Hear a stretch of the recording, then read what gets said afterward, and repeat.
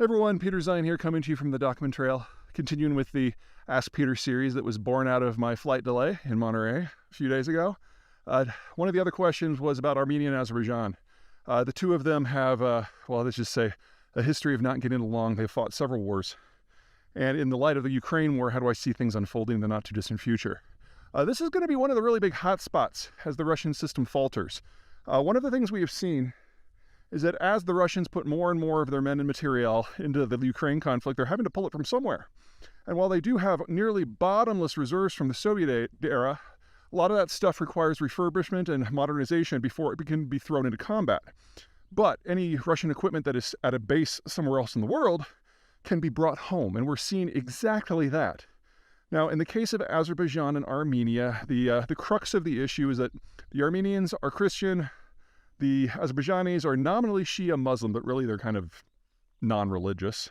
And the two have been duking it over a chunk of territory called Nagorno-Karabakh.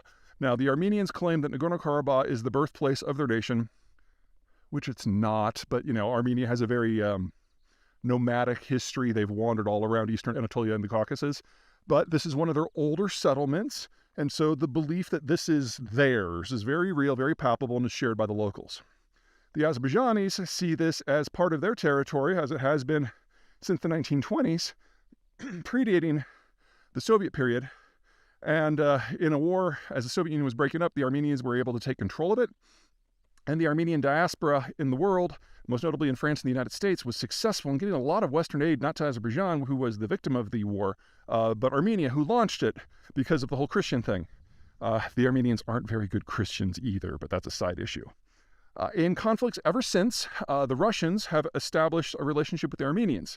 The Russians like to side with minorities who are surrounded by majorities, very similar to a U.S. strategy, in order to pry groups apart. So, in this case, they sided with the Armenians against the Azerbaijanis. It got them a military base just outside of Nagorno-Karabakh, where they have about 5,000 troops.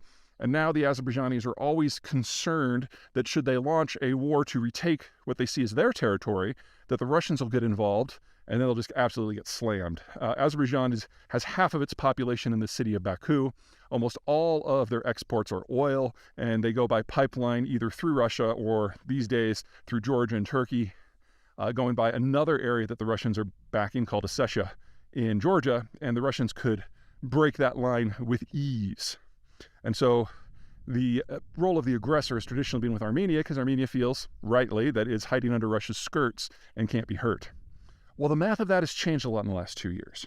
We now have two things that have shifted. Number one, the Russians are overcommitted in Ukraine and have actually drained some of their supplies and a few of their troops from Armenia, as well as their bases in Georgia, in order to keep the Ukraine war rolling. Second, the technological suite has shifted. The Armenians, and especially the Azerbaijanis, are dealing with old Soviet equipment that were the hand-me-downs from the Soviet Union.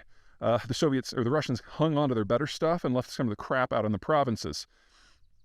And the Azerbaijanis have proven over and over and over again that they are absolutely incompetent fighters, especially when it comes to infantry and or tank warfare. And the Armenians have just wiped the floor with them because they've been in a superior morale position. They've had the high ground, and they have more support from abroad, independent of Russia.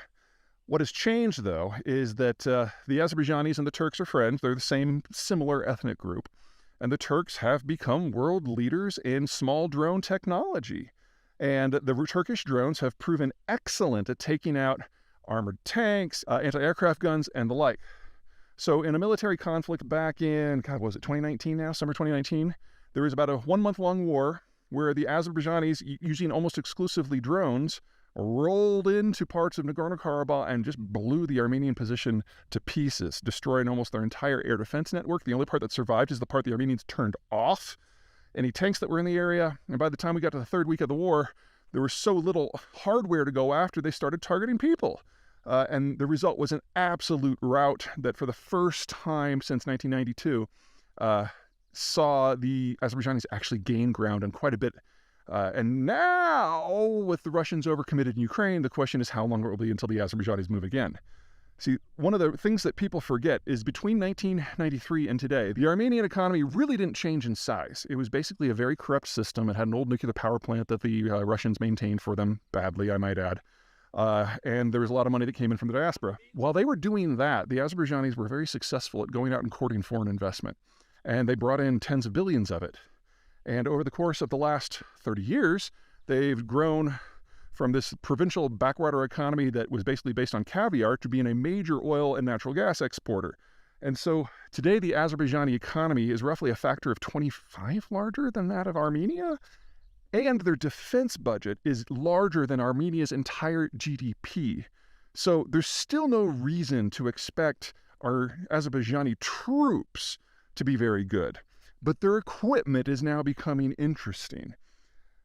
What that means moving forward is, as it becomes apparent, or if it becomes apparent, that the Russians really are losing in Ukraine and they are all in, then other entities around the world are going to take action in places where the Russians have held them at bay. And I think the single most likely place for that to happen is Nagorno-Karabakh, because as soon as the Azerbaijanis feel they can get their land back without suffering reprisals, I'm pretty sure they're going to take it. So for those of you who want to, encourage this to happen, the play is in Azerbaijan. If you can do defense cooperation in Azerbaijan like we have done in Ukraine for the last several years, that would raise the cost to Moscow of any sort of reprisal. Anyway, it's a Cold War that is turning warm and very soon is likely to turn hot, and it's going to have some very big implications, because once one of these dominoes falls somewhere, everyone else around the world is going to realize that the Russians really can't do anything, and then the entire global position of the Russian Federation will be wrapped up in a matter of months. All right, see you next time.